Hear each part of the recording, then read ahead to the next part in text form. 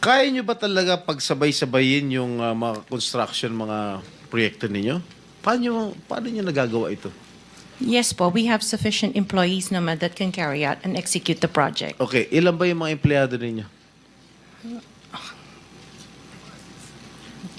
In the office po, mga 200 plus. Sabay-sabay kayong naawardan ng kontrata ng DPWH.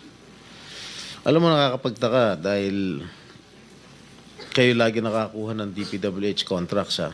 Sino ba talaga sa DPWH ang nagbibigay sa inyo listahan ng mga projects for bidding?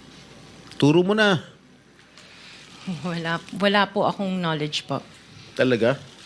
Ba't Yes, nakakapagtaka dahil yung siyam na construction companies nyo, yun ang laging favored, kumbaga, sa bidding.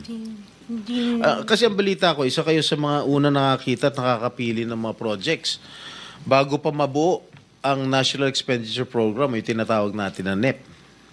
Parang menu lang sa restaurant na nakaka-order kayo kaagad. Sino ang point person nyo sa DPWH na nagbibigay sa inyo ng informasyon na ito, o para sa inyo, ito para sa kanya? Sino? Hindi kami maniniwala niyan, wala kayong kilala sa DPWH.